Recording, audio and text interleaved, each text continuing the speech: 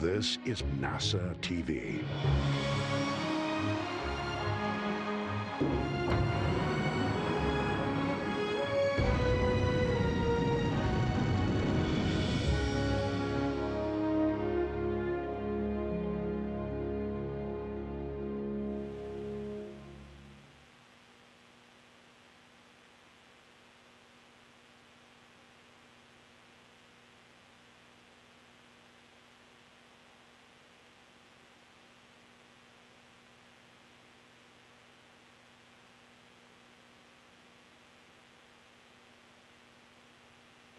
Station Houston on 2, stand by. We're working through some connection issues. We're standing by.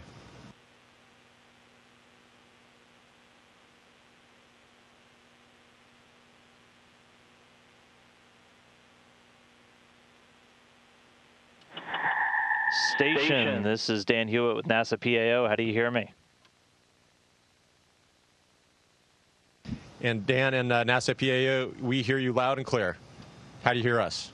I have you loud and clear. Thanks, Kjell. All right, we will kick things off. Welcome, everyone. Thanks to our Crew-4 astronauts for taking some time to answer questions before they get ready to begin their journey home. Quick logistics, reporters on the phone bridge, remember dial *1 to be added to the queue. And if you have a question on social media, use the hashtag #AskNASA. So before we jump in, I'm going to hand it off to Crew-4 Commander Kjell Lindgren of NASA for some quick opening comments. Take it away, Kjell. Thank you so much, Dan. Well, here we are at the end of our expedition, the end of our space station mission. We launched in late April. We've been up here for almost 6 months, and we've had an extraordinary experience under Oleg and Samantha's leadership. We've done a lot of science, taken in some amazing views, but now we're excited to get home to our families. So we are immensely grateful to all of the people that were a part of this journey, folks that helped us get trained, our partners at SpaceX and NASA and at centers all over the world that prepared us for this mission. I think that we had a great experience up here. We got a lot of good work done, and we're excited to get home. So thanks to everybody that made that possible. All right, and thank you, Kjell. We'll jump right over to the phone bridge. Again, *1 if you want to get in the queue to ask a question. Our first one will come from Marcia Dunn in the Associated Press. Marcia? I'm wondering, I'm going to ask you the obligatory question. Besides family and friends, what are you looking forward to most about returning to Earth? And Samantha, I'm going to assume that might be a good espresso, but you tell me. And if each of you could answer, thank you.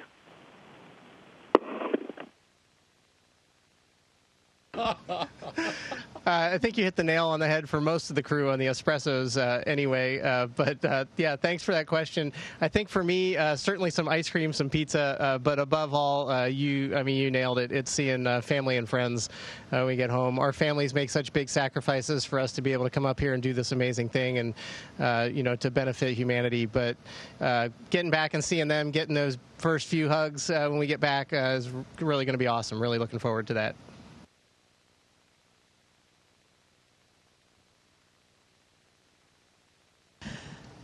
I'd say besides family and friends and a good shower, I certainly look forward to the opportunity of spending time in nature and just enjoying all the sensations that a natural environment provides that I think are so important for our emotional well-being.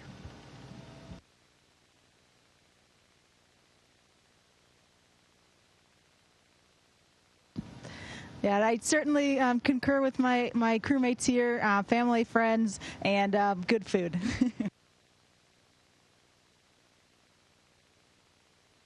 And I'll join in. Probably a cold drink with ice in it, drinking from a glass or a mug, and some great coffee. Ice cream sounds really good. I'm actually taking notes from everybody here because it all sounds really great. But definitely looking forward to getting back home, getting back to our families, and just relaxing with everybody there. All right, thanks, crew. Our next one will come from Elizabeth Howell, space.com. Elizabeth?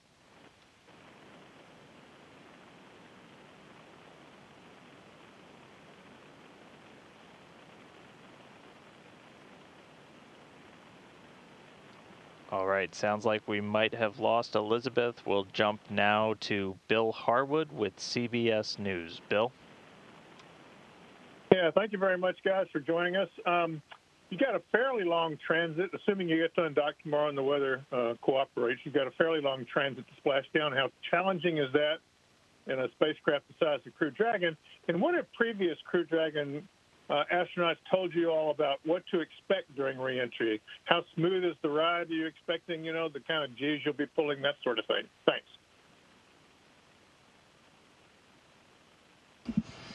You know, I think that, thank you for the question. It sounds like maybe we'll have up to 20 hours and during phasing to get to back home for reentry. I think that we're all kind of looking forward to it. You know, it is definitely a smaller volume than we're used to here up on station, but we had about a 17-hour transit on our way up here. Everything was very new. For two of our crew, we were new to weightlessness. Now I think we've got a lot of experience in here, experience with weightlessness and living and working in space. And so to be back in that homey Crew Dragon volume, I think is going to actually be a lot of fun. And we're going to soak in, I mean, it's an opportunity, kind of a bonus opportunity to soak in the amazing views of the Earth as we're ready to get home.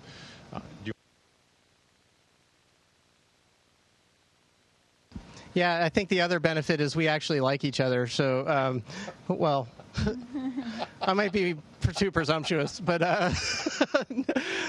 so having some time together without the busyness of the workday and things like that. So there'll certainly be things that we have to do and take care of on the way home. As far as what we've heard from other crew members, it sounds like it's a really smooth ride. You know, obviously we've been up here in microgravity for 6 months, so starting as we start feeling those G's come on, it's going to feel even more extreme than it would in a normal day. So, you know, I think that's going to be really exciting. I think seeing the plasma out the window is going to be really awesome. That orange glow as it starts setting in inside the cabin is really exciting. And then obviously getting under the main chutes and splashing down in either the Atlantic or the Gulf of Mexico is going to be awesome. So I think when that hatch pops open and we feel that first breath of humid air, it's going to be pretty refreshing. So we're definitely really looking forward to it. All right, next up we have Gina Sinceri, ABC News. Gina? This is for Bob Hines. Bob, what things surprised you about your stay on the space station, and what's the memory or the view that you're going to take back with you as most precious?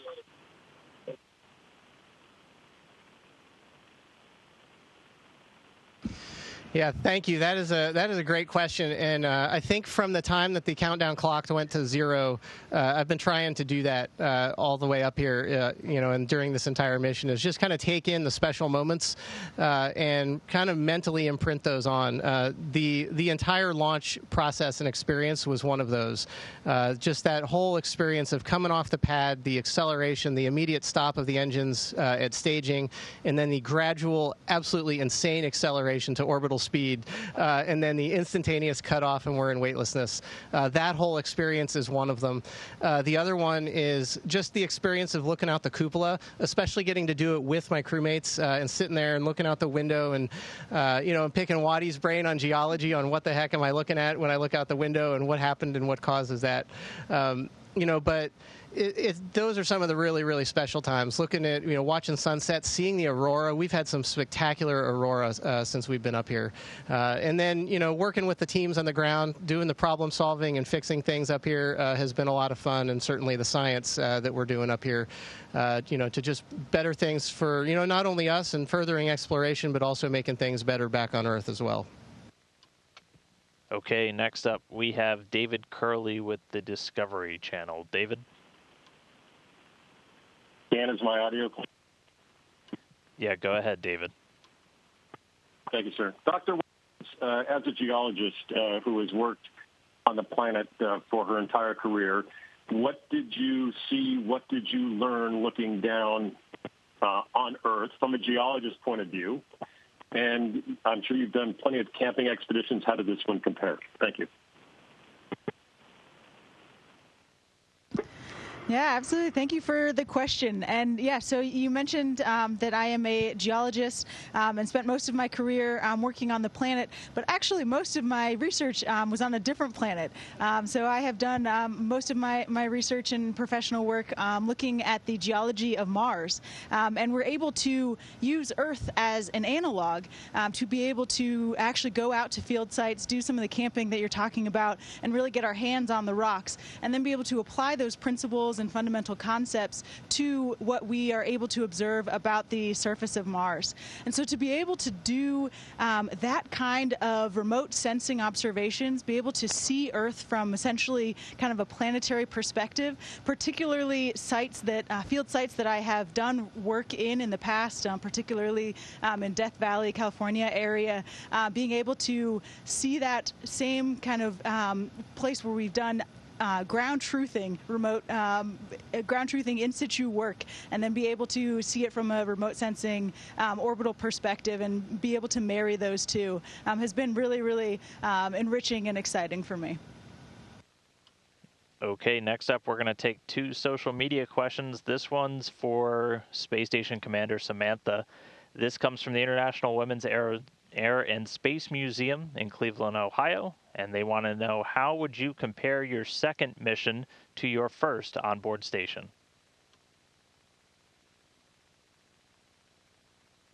Well, first of all, hello to the friends in Cleveland, and I would say the first time the experience especially at the beginning, feels quite overwhelming in terms of emotions that you feel, in terms of things that you learn, in terms of physical impressions. And so for me, looking back to my first space flight, it was sometimes a little bit of a blur in my memory. It felt, especially those first few weeks, felt confused in my memory. And I think that coming back for a second time, what I was really looking forward to, and I think that's also what happened, is the opportunity of living the experience again, but with, the experience of the first space flight, and so the ability of noticing many more details, committing them to memory, savoring every detail, every experience. And also I have to say, it's been amazing to watch and relive my experience as a first-time flighter through, first Wadian farmer, and then more recently, the other first-time flyers that joined us on board. And just reliving through them the excitement and also, if you want, the awkwardness of those first few days and weeks. And so, in a way, elaborate that experience from back then for myself as well. All right, this next one comes from Eric on Twitter. This is for any crew member. What is the thing you'll miss the most about being in microgravity?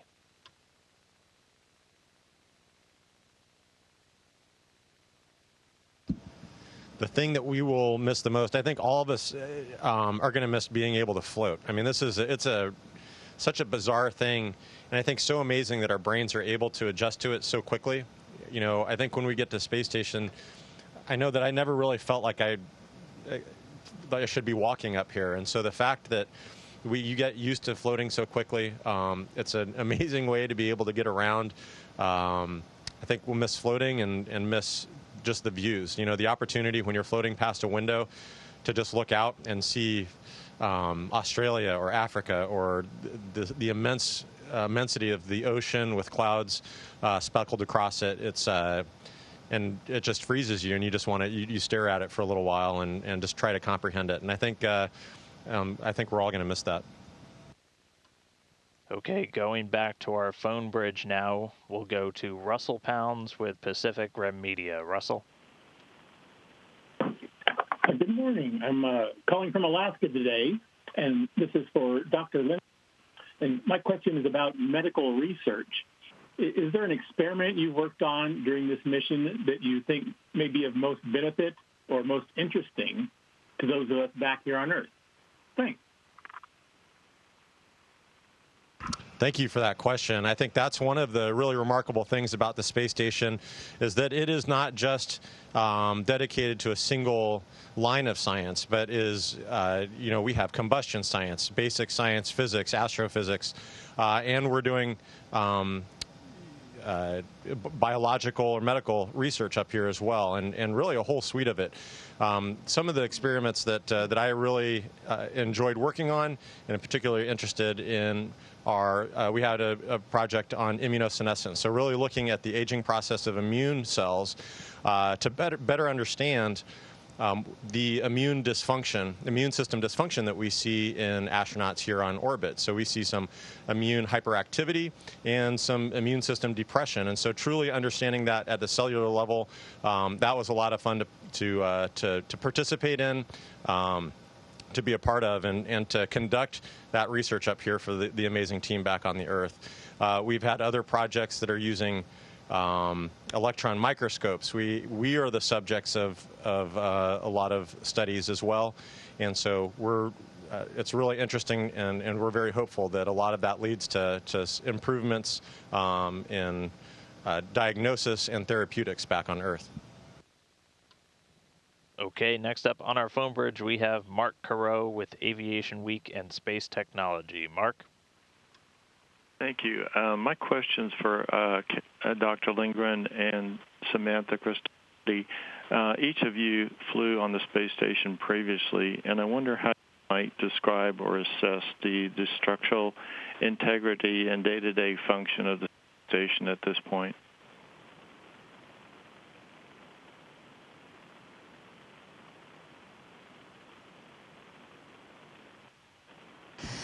That's an interesting question, and certainly I think as soon as we arrived a few months ago, we were struck by the increase of activity and the sheer amount of equipment that is installed on space station. It's visibly more crowded. If you just look at it and you don't know what's going on, it seems like a lot of clutter, but that clutter really stands for additional equipment that has been installed. So in terms of science, there's a lot more investigation opportunities on board now than there were 7 years ago. I think Kjell already mentioned the scanning electron microscope. We've got 3D printers. We've got all kinds of facilities, either to gather samples and data for further analysis on the ground, but also for analysis and measurements on orbit. And that was very much less the case 7 years ago.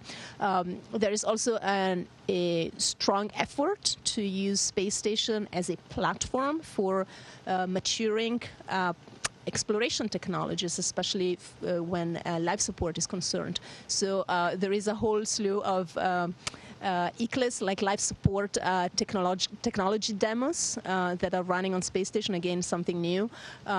We have a second toilet with a whole new toilet stall that we didn't have back then that is due to become operational soon. And so it's an ever busier space station.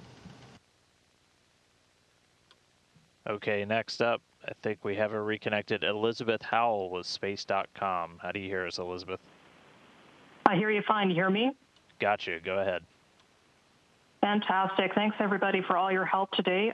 This question is first directed to Jessica, but I'd also like to hear from everybody. Can you talk about how the ISS is a springboard for moon research, particularly regarding the Artemis program? Thank you. Yeah, absolutely. Thank you for the question. It is a really important part of what we are doing up here, and a really exciting part of what we are able to do up here, using the International Space Station as a test bed for future exploration. So that looks like many different things. Samantha has mentioned a couple of them, looking at technologies as it relates to life support and how we can progress those technologies in order to support future exploration. We have experiments like X-Roots, which is investigating means of growing plants and growing crops on a larger scale without soil, so without the overhead in terms of volume, mass, and containment that comes with soil, that will have really important applications and implications for future exploration. We also are looking into some of the effects of human spaceflight on the human body and the human brain. So looking into cognitive effects as well as physiological ones. And we are looking into ways to protect against some of the hazards that are associated with some of this exploration. For example, of course, radiation is one of the biggest factors that needs to be mitigated as we move forward. And so we're looking into different means of protecting against radiation. AstroRad is an experiment, a test that we are conducting up here where there's a vest that we can wear as crew members on board that would facilitate us to be able to continue operating on station, continue with our science or whatever maintenance is being completed during a solar radiation event. So we're looking at how effective that vest is, and then we're also going to be sending that vest up on Artemis 1. So coming up here shortly, that vest will be going up on the mannequin on Artemis 1, and we'll be able to compare that data with the experience of actually wearing it here on ISS. So many examples of all of the ways that the ISS is really enabling us to further technologies and understanding that will enable us to go further into the solar system.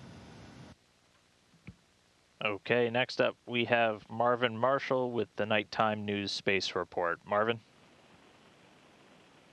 Hi, good morning. My name is Marvin Marshall from the Nighttime News Space Report on Twitch.tv.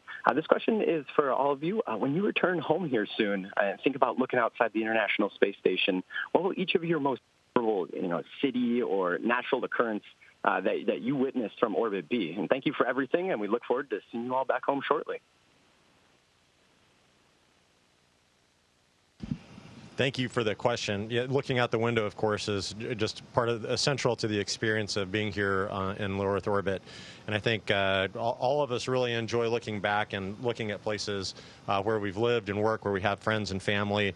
For me, there's a really cool pass that starts in the northwest and flies over Colorado, where I spent much of my undergrad and graduate school years and medical school years. I have friends and family there, and that continues on down over Houston, where my family lives now. So that's a really special pass. And then there's another pass that goes over Colorado and up to Minnesota, where I trained in emergency medicine. So those are really special. But I agree with Bob. The aurora, for me, it's spectacular, ethereal, and something that I'd love to see on the Earth sometime. But seeing it from space, flying through it, is absolutely incredible. Yeah, I totally agree. I've got a pass, my pass, right? But I moved around a lot as a kid, and so I have a lot of those kinds of places as well. But there's one that kind of goes up just off the East Coast, and then it goes over, and then it actually touches Europe too, where there's a couple places that I've lived over there. So that's one pretty big epic pass. And during the right time of year, there's a little bit of the aurora borealis in the top end of that orbit as well. So it's pretty spectacular. But it's hard to pick just one. I think, when I'm asked questions like that, it's not just one. It's the whole idea of looking out the window, and every time, even if you fly over the same spot, it's different. The weather patterns are different, different time of year, the colors change. If there's a drought or lots of rain, that just changes the look of everything. All the surface processes that are going on all around the world are just absolutely amazing, and it just never gets old. Like, you never see the same thing twice. And so I think one of the cool things we get is this global perspective of how everything is interacting with everything else. We can see sands being blown off the Sahara, and then you start witnessing those coming into the Gulf of Mexico and then getting blown over the U.S. And so you can see stuff like that, and you can see all those different processes going together. And to me, it's the way that system of systems interact is just really, really neat. All right, our next question comes from Manuel Mazzanti with Debate. Manuel? Hi, how are you? Thank you so much, and congratulations to the four of you on a successful mission. I cover the space program in Spanish, and this is a question for Kjell, because I know that a few days ago, you had the chance to talk to Argentinian students in a base in Antarctica. So it would be your experience, even considering an interesting situation that you're talking from an isolated place like ISS another isolated place like Antarctica. Gracias. Thank you. That was a really remarkable experience, and to have, as you mentioned, that shared experience of living in a relatively isolated area, seeing the same faces every day, and so sharing that kind of common experience. And I think that's one really powerful thing about being up here is that ability to connect and communicate with places all over the world and to share the experience, to share the views that we have up here. It is absolutely amazing seeing the space station, getting to live and work here. An absolute privilege to be a part of this team that has joined countries and nations all over the world to build this remarkable orbital platform and to see what we're able to do as an international community working towards towards peaceful means and what we are able to accomplish. And to be able to share that, demonstrate that to the world, I think is very powerful. And being able to communicate with students not just in a different country or continent, but in Antarctica, in an Antarctic base, was a really special experience for me, and I hope the students had a great time with it as well. Okay, getting towards the end of our window, we've got time for a couple more. We'll go to Sophie Sanchez with Cosmics Chicago. Sophie? Good morning from Chicago. Last month, Samantha, you shared a video about edible insects, and it opened a lot of conversation about food sustainability here on Earth and in space. I was wondering if you can share what future space food tech you're working on in the space station that you're surprised by. And Jessica, you mentioned X roots. Have you found space gardening easier or harder in space than it was here on Earth? Thank you.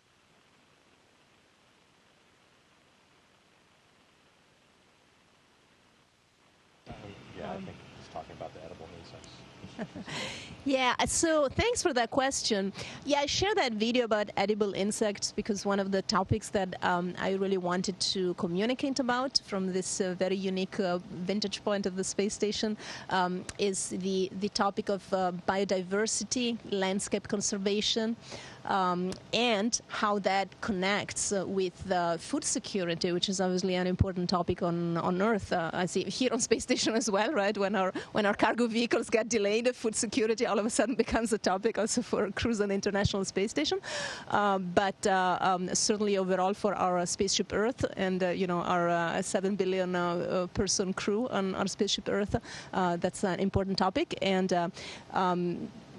some people who are experts on this matter suggest that one of, a piece of the solution might be also considering insects as sources of valuable protein, which is something that is very much part of the customs and diets of a couple of billion people on the planet. But it's certainly quite foreign to the majority of humans, and it might just be something to consider going forward.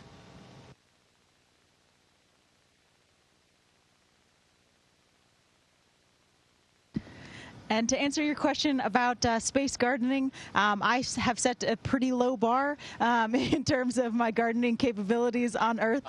So I have learned a lot being able to exercise my green thumb here on board, and I'm so grateful for the amazing team of people on the ground who help walk us through everything that we need to be successful in terms of growing crops up here. It's been awesome to be able to walk into the Columbus module and smell the smell of leaves growing, of plants growing. It is really unique and just kind of really fulfilling and encouraging.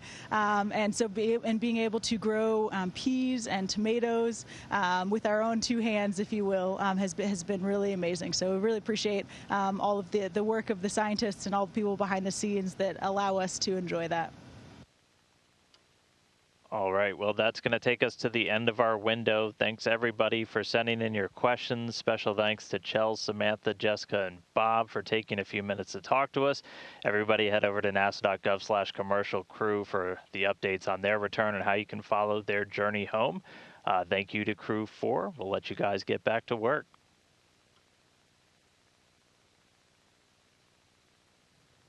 Station, this is Houston ACR. That concludes the event. Thank you to all media participants. station. We are now resuming operational audio communications.